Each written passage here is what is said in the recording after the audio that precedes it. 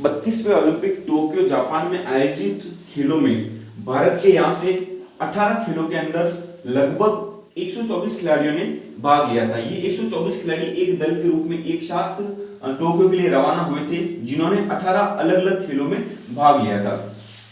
इसमें से कुछ महत्वपूर्ण खिलाड़ी हैं जो हम पहले पढ़ चुके हैं, जिन्होंने मेडल प्राप्त किया था। उनके अलावा कुछ महत्वपूर्ण खिलाड़ी हैं जो एग्जाम में एक विशेष महत्व रखते हैं। इनके ऊपर क्वेश्चन बनता है कि ये खिलाड़ी कौन से खेल से संबंधित हैं। तो 4 खिलाड़ी ऐसे थे जिन्होंने चौथी रैंक प्राप्त की थी और चारों ही महिला टीम से थे, और बाकी अन्य खिलाड़ी भी थे, उनके बारे में हम इस वीडियो में बात करेंगे। तो 4th रैंक पर आई थी अदिति अशोक, महिला खिलाड़ी थी गोल्फ की। इन्होंने चौथी रैंक प्राप्त की थी, बहुत ही अच्छा प्रदर्शन किया था। और इसी प्रकार चौथी रैंक भारतीय जो महिला हॉकी टीम थी उन्होंने भी प्राप्त की थी, जिनकी कप्तान थी रानी रामपाल और गोलकीपर थी सविता। इसी प्रकार पूजा रानी बॉक्सिंग खेल से संबंधित है और इन्होंने भी चौथी रैंक हासिल की थी। और कमलप्रीत कौर तस्तरी फेंक में, यदि बारिश नहीं होती उस दिन, मैं इस मैच को बहुत ध्यान से देख रहा था, यदि डिस्कस थ्रो यानी तस्तरी फेंक वाले दिन यदि बारिश नहीं होती तो कमलप्रीत कौर मेरे हिसाब से बहुत अच्छा प्रदर्शन कर सकती थी। इनके हाथ से डिस्कस फिसल रही थी बार बार, इसलिए बेहतर प्रदर्शन नहीं कर पाई। फिर भी इन्होंने 4th रैंक हासिल की है, यानी चौथा स्थान प्राप्त किया है। इसी प्रकार दीपिका कुमारी और अतनु दास तीरंदाजी, इनकी लव केमिस्ट्री या फिर केमिस्ट्री की बात करें तो बहुत अच्छी है, और तीरंदाजी में इन्होंने बहुत ही अच्छा प्रदर्शन किया था। इसी प्रकार फौद मिर्जा जो घुड़सवारी यानी इक्वेस्ट्रियन, आपने देखा होगा कि घोड़ों के ऊपर बैठ के दौड़ते हैं और अलग अलग लेवल को जंप करके क्रॉस करते हैं। तो घुड़सवारी के अंदर जो फौद मिर्जा हैं उन्होंने बहुत अच्छा प्रदर्शन किया था। तो फौद मिर्जा का संबंध कौन से खेल से है? तो घुड़सवारी या इक्विस्ट्रियन से कह सकते हैं। फिर सीए भवानी देवी फेंसिंग यानी तलवारबाजी को हम इंग्लिश में फेंसिंग कहते हैं। सीए भवानी देवी ने तलवारबाजी में बहुत अच्छा प्रदर्शन किया था। मोनिका बत्रा टेबल टेनिस यानी टीटी खेल से संबंधित है, ये भी महिला खिलाड़ी है, इन्होंने भी बहुत अच्छा प्रदर्शन किया था। नेत्रा कुन्नम नाविका है, रोइंग से इनका संबंध, मतलब नाविका यानी नाव चलाने से इनका संबंध है, तो इन्होंने भी बहुत अच्छा प्रदर्शन किया था। एमसी मॉरिकॉम सुपर मॉम के नाम से जाने वाली भारत की जो उद्घाटन में महिला ध्वजवाहक थी, एमसी मैरी कॉम ने भी बहुत अच्छा प्रदर्शन किया था। और बहुत अच्छे प्रदर्शन के साथ ही ये हमारे दिलों में हमेशा राज करती रहेगी। ये जीते या हारे, इन्होंने भारत के लिए इतने पदक जीते हैं जितने शायद अब तक किसी भी बॉक्सर ने नहीं जीते हैं। फिर इसके आगे सतीश कुमार हमें पता है कि चोटिल हो गए थे, चोट लग गई थी, इनके आईज के ऊपर कट लग गया था, इस वजह से रेफरी ने इनको बाहर कर दिया था। तो बॉक्सिंग में सतीश कुमार का प्रदर्शन भी बहुत अच्छा रहा था। परिणीता नायक जिम्नास्टिक की खिलाड़ी थी, इन्होंने भी बहुत अच्छा प्रदर्शन किया था। सुशीला देवी जूडो की प्लेयर थी, इन्होंने भी बहुत अच्छा प्रदर्शन किया था। और विष्णु शर्मानम जो सेलिंग यानी जल यात्रा या पाल नौकायान से संबंधित है, इन सभी खिलाड़ियों ने बहुत अच्छा प्रदर्शन किया था। 4 खिलाड़ी में से ऐसे हैं जो चौथी रैंक तक पहुंच गए थे, और अच्छी बात यह है कि चारों के चारों महिला खिलाड़ी थे। तो ये आपको कुछ इंपोर्टेंट क्वेश्चन है इस प्रकार से पूछे जा सकते हैं कि मोनिका बत्रा का संबंध कौन से खेल से है, या फौद मिर्जा का संबंध कौन से खेल से है, इस प्रकार के क्वेश्चन भी पूछे जा सकते हैं। अब इसके आगे हम बात करेंगे कि भारत की अब तक ऑल ओवर ओलंपिक में कितनी रैंक है, और ऑल ओवर ओलंपिक में शुरुआत से लेकर अब तक कितने पदक भारत जीत चुका है, और अभी वर्तमान में भारत कौन सी रैंक पर चल रहा है, इसी वीडियो में बात करेंगे।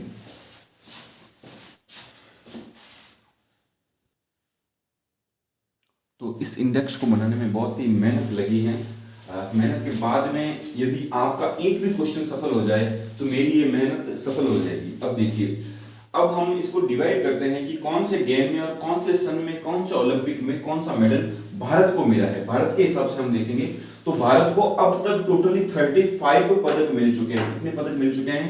35 पदक मिल चुके हैं। तो यदि हम केवल 2020 वाले ओलंपिक की बात करें, टोक्यो ओलंपिक की बात करें, तो जो भारत की रैंक थी वह 48वीं रैंक थी, क्योंकि भारत ने 1 गोल्ड मेडल जीता था, 2 सिल्वर जीते थे और 4 कांस्य पदक जीते थे। तो इस प्रकार से भारत की रैंक थी 48th रैंक। यदि हम ऑल ओलंपिक रैंक की बात करें या ऑल ओवर रैंक की बात करें कि 1896 से लेके 2020 तक के जितने ओलंपिक हुए उसमें टोटल पदक किसके पास सबसे ज्यादा है, तो उस अकॉर्डिंग जो अंक तालिका बनती है, पदक तालिका बनती है, उसमें उसमें भारत की रैंक अभी चल रही है 56 यानी 56वीं रैंक अभी भारत की चल रही है ऑल ओवर ओलंपिक रैंक की यदि बात करें तो। यदि भारत की टोटल बात करें तो अब तक कितने पदक आ गए हैं, तो 35 पदक आ गए हैं, जिसमें से 10 गोल्ड मेडल हैं, 9 सिल्वर मेडल हैं और 16 ब्रॉन्ज मेडल हैं।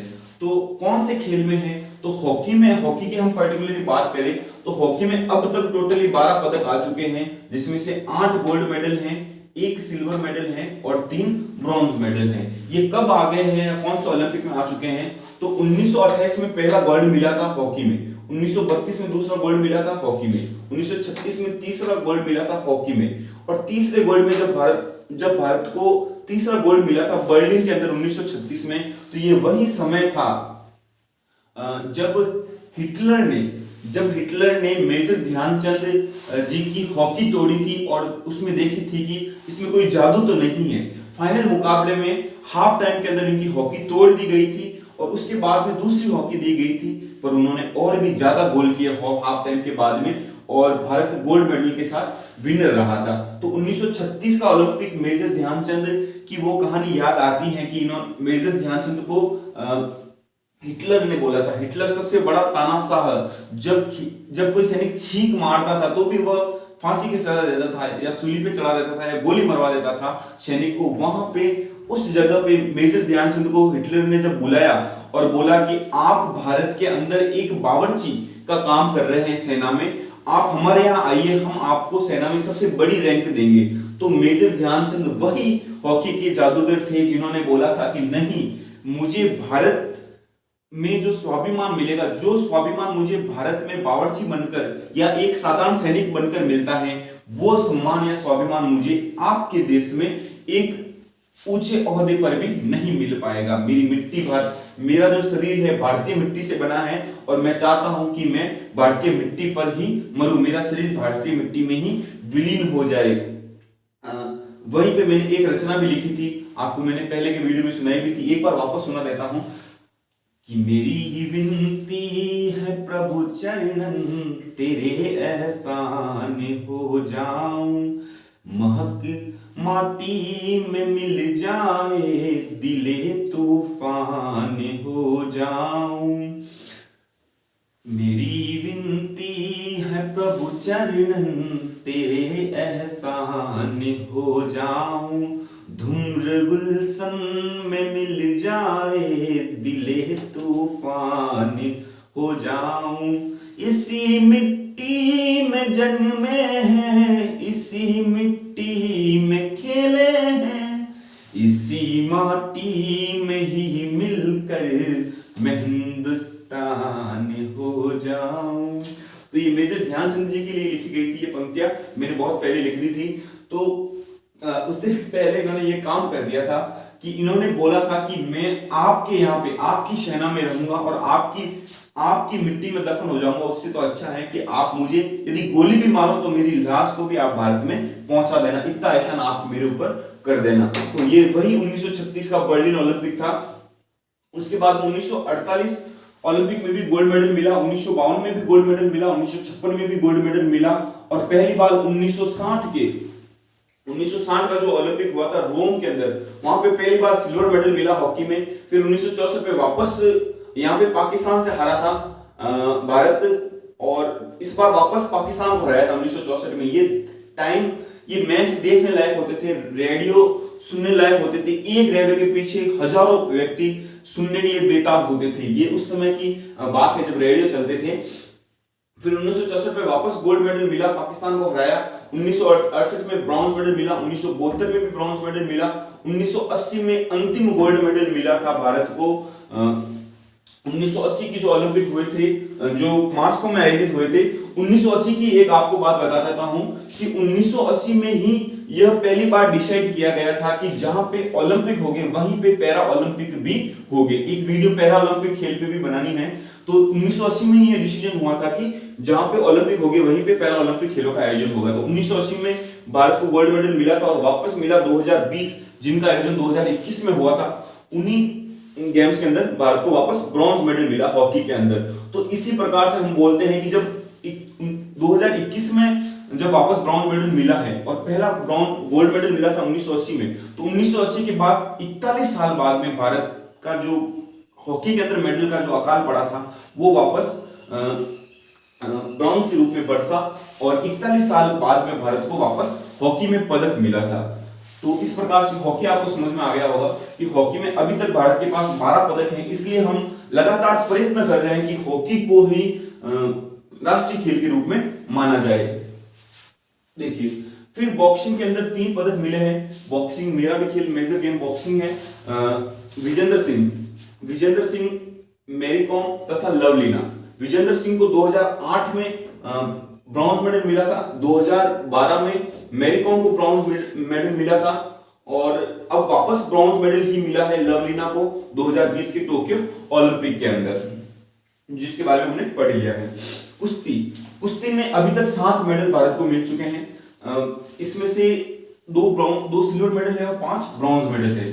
तो पहला सिल्वर मेडल 2008 में सुशील कुमार को मिला था और सुशील कुमार एकमात्र ऐसे खिलाड़ी हैं जिन्होंने 2012 में सिल्वर मेडल भी प्राप्त किया था। और अभी मारपीट के केस में, एक हत्या के केस में ये बहुत ज्यादा सुर्खियों में बने हुए हैं। तो ऐसे कौन से पहलवान हैं जिनको लगातार 2 ओलंपिक में मेडल मिला है? तो वह एकमात्र पहलवान ऐसे हैं जिनको लगातार 2 ओलंपिक में मेडल मिला है। तो 2008 में सुशील कुमार को ब्रॉन्ज मेडल मिला था और 2012 में सिल्वर मेडल मिला था।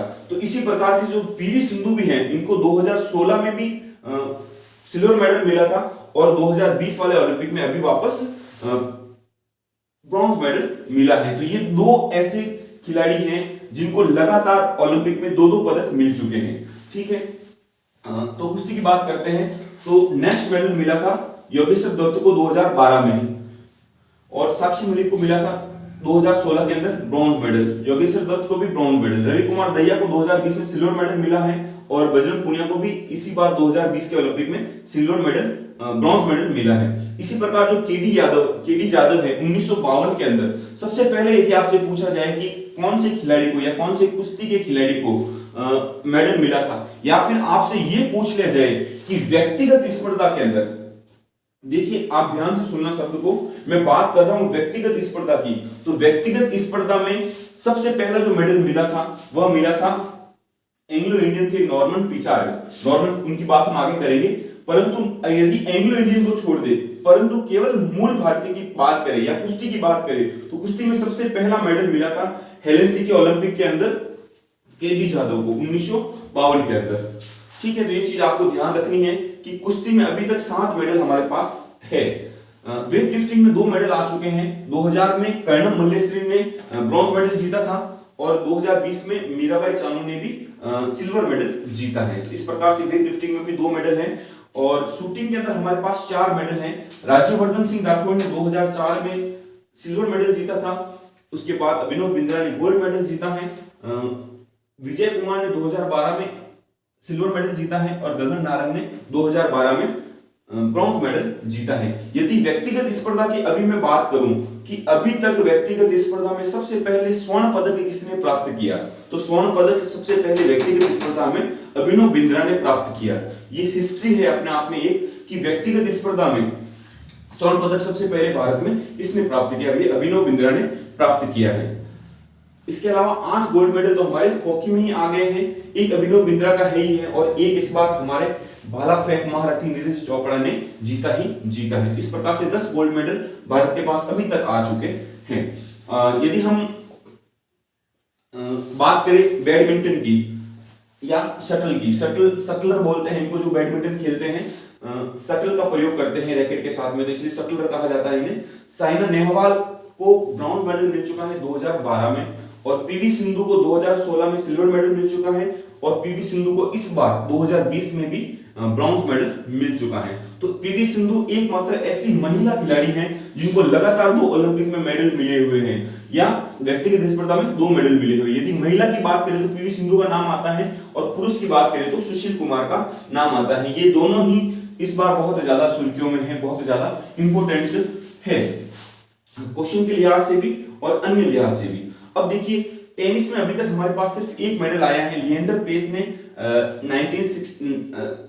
1996 में लिएंडर पेस ने ब्रॉन्ज मेडल जीता था टेनिस के अंदर। और एथलेटिक्स में यदि हम इस शुरुआत बात करें कि भारत को सबसे पहला मेडल कौन से खेल में मिला, तो भारत को सबसे पहला मेडल जो है नॉर्मन पिचार्ड ने दिलाया था 1900 के अंदर, जब सेकंड ओलंपिक चल रहा था।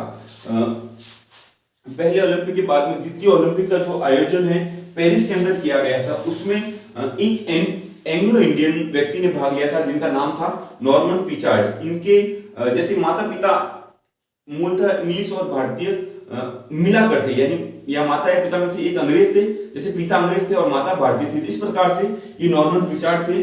परंतु मूल बात यह है कि उस समय ये भारत देश के नाम से खेले थे, हालांकि इनके पास झंडा इंग्लैंड का ही था। इंग्लैंड के जो अधीन देश थे उनके पास एक अलग से झंडा था, उसमें खेले थे, परंतु ये गए भारत से थे, इसलिए ये मेडल भारत में ही काउंट होता है। तो नॉर्मन पिचार्ड को 2 मेडल मिले थे, एक तो 200 मीटर रेस के अंदर और एक 200 मीटर बाधा रेस के अंदर, और मेडल भी 2 थे, सिल्वरी थे और 1900 में आयोजित हुए थे।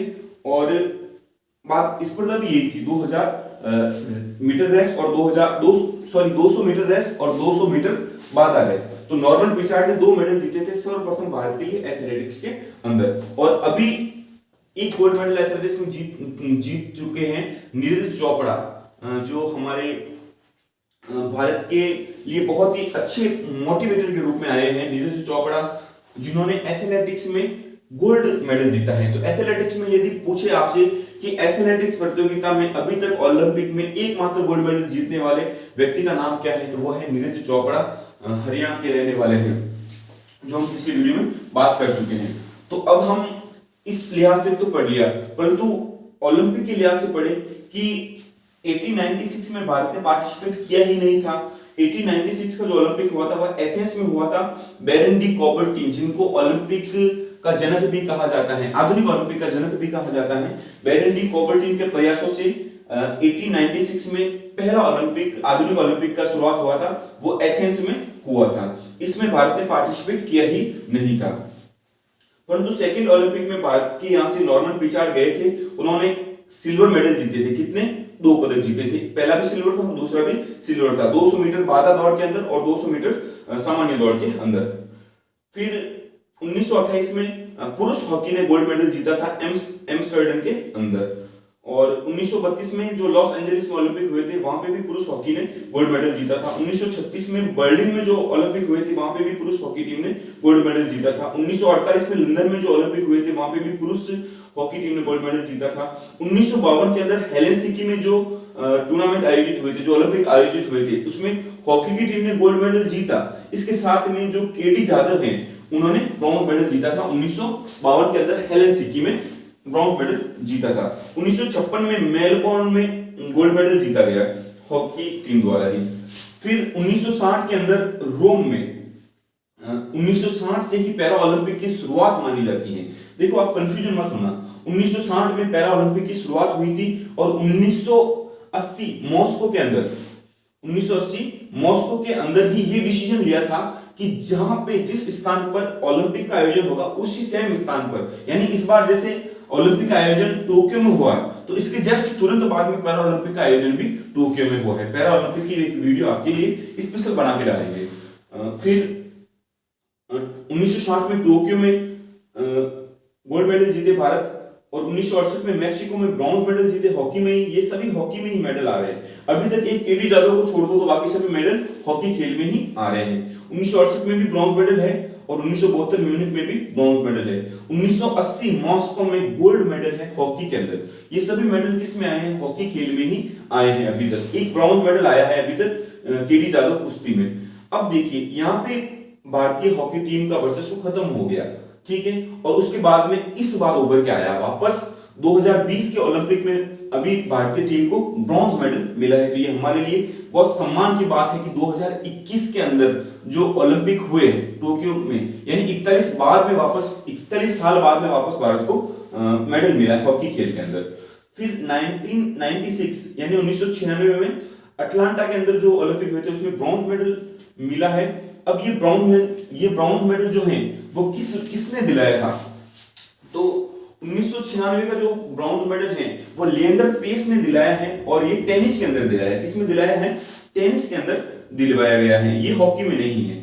अटलांटा वाले ओलंपिक का जो ब्रॉन्ज मेडल है वो टेनिस में दिलाया गया है। फिर 2000 का जो ब्रॉन्ज मेडल है वह सिडनी में दिलाया गया है और वो वेट लिफ्टिंग में दिलाया गया था। मैंने अभी लिखा था यहाँ पे कहीं पे, कर्नल मल्लेश सिंह ने 2000 के अंदर सिडनी ओलंपिक में वेट लिफ्टिंग में ब्रॉन्ज मेडल दिलवाया था। फिर 2004 के अंदर एथेंस में जो टूर्नामेंट हुए थे तो वहां पे शूटिंग के अंदर मिला था मेडल।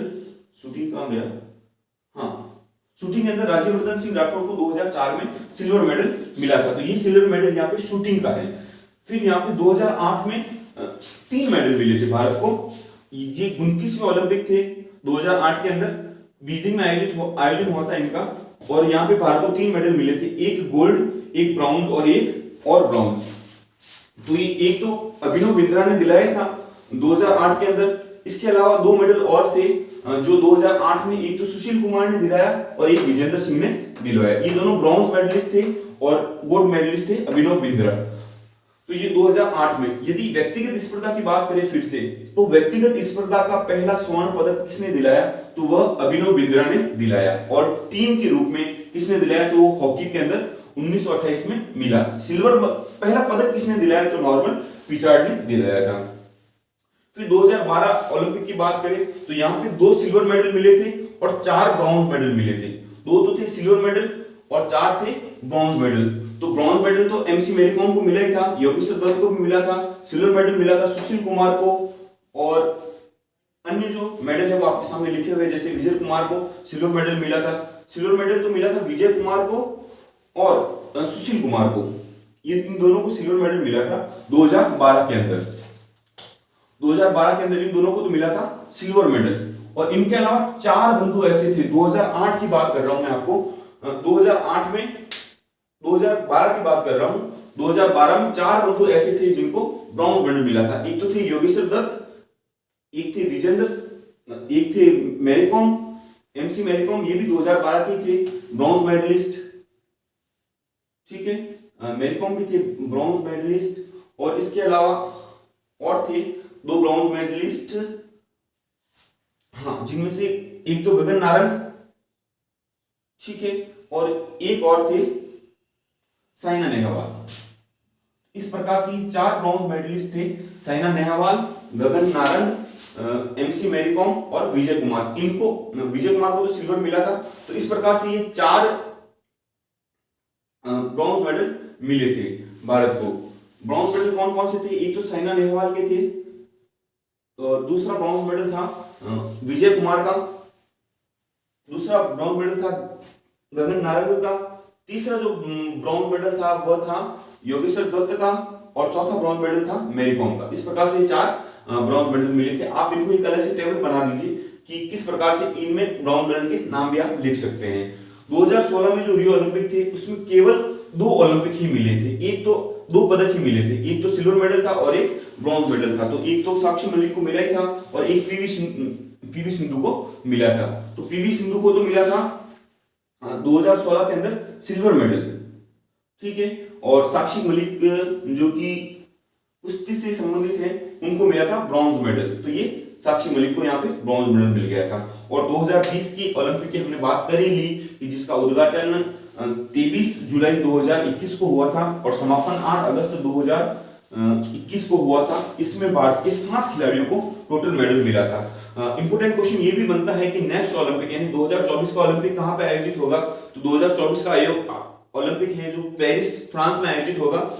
ये पेरिस में वापस 100 साल बाद में हो रहा है, यानी पेरिस में इसके पहले हुआ था 1924 के अंदर। कब हुआ था, 1924 में यहाँ लिखा नहीं है, 1924 के अंदर 100 साल पहले हुआ था। उसके बाद में वापस पेरिस में 100 साल बाद पुनः आयोजित हो रहा है। और 2028 का जो 34वां ओलंपिक है वह लॉस एंजलिस में आयोजित होगा 44 वर्ष के बाद में, 44 इयर्स के बाद में ये आयोजित होगा। तो इस प्रकार से मैं ये मानता हूं कि जितनी मेहनत से मैंने ये वीडियो बनाया है उतनी मेहनत से आप इसको देखोगे भी और समझोगे भी।